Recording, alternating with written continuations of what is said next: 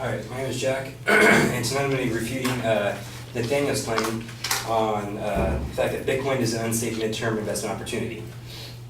His secondary claims were that Bitcoin's popularity has greatly surpassed its utility, Bitcoin is less secure than investors believe, and there's a great risk in investing in Bitcoin. Now, my first issue with Nathaniel's opening statement was he stated that it's an unsafe midterm investment, but never issued any evidence throughout his speech of why it is unsafe in the midterm scenario. And when looking at a chart of Bitcoin month by month on CoinDesk.com, you can see that it's actually safer and smarter to buy in a short or midterm window due to the fact that the price of Bitcoin fluctuates, and over time you can either see a downfall or increase in price.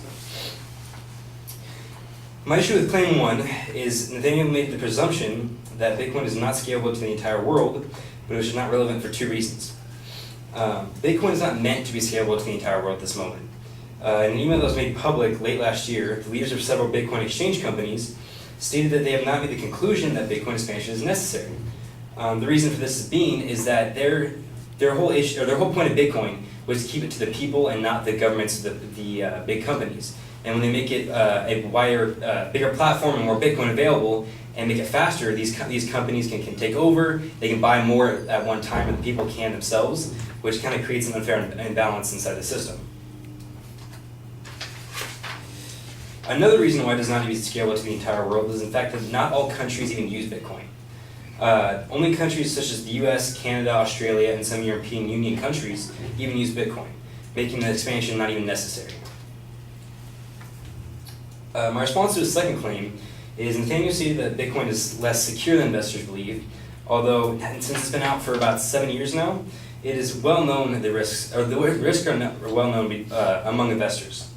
It has been published by numerous organizations, including a Consumer Report, that companies holding Bitcoin have been hacked. In South Korea, an exchange company had a public shutdown a few years ago, and the Bitcoin community is also well aware of the Mt. Gox exchange explosion in 2014, which is currently under investigation. The reason why that a company has shut down is still unclear, and how they got hacked is still unclear, but it is well known that these companies are able to get hacked. And since it's been hacked before, people have created alternative measures to storing Bitcoin to keep them safe. These include offline data banks or personal hard drives. When you own Bitcoin, you can place it wherever you want. You can give it to a company to hold for you. You can keep it on your own computer. You can keep it on a hard drive, a flash drive. It doesn't really matter where you keep it. Which means you can choose your level of security. You can choose to keep it out there, or you can choose to keep it offline. Also, Bitcoin exchange companies who kind of regulate these transactions for people have created stated policies that they will no longer store Bitcoin for their users. They will only be in control of Bitcoin during the transaction, which only takes a few seconds to a few minutes, giving these hackers less of the time to attack and steal the Bitcoin.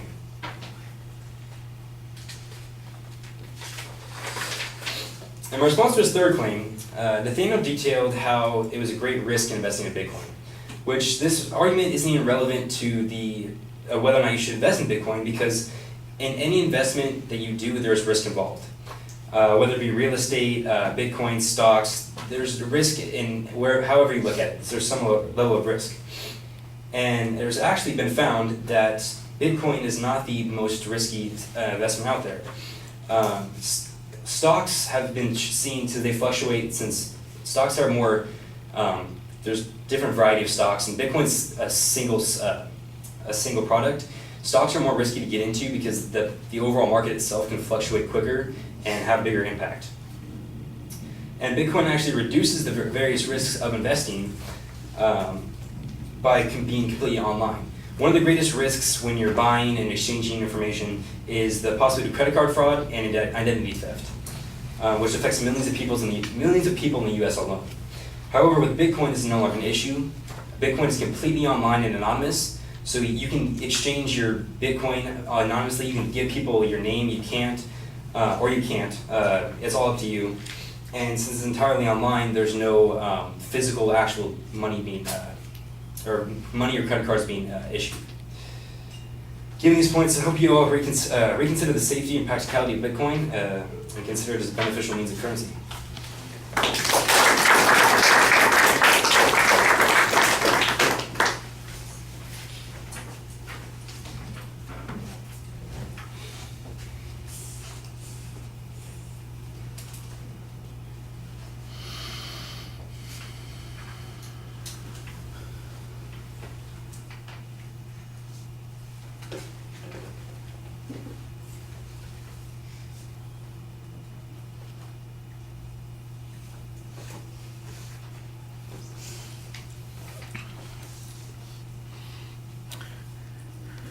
Well, I'm going to still admit that I'm in over my head in understanding how the whole process works, but I did think I understood the arguments that you were making on this particular point.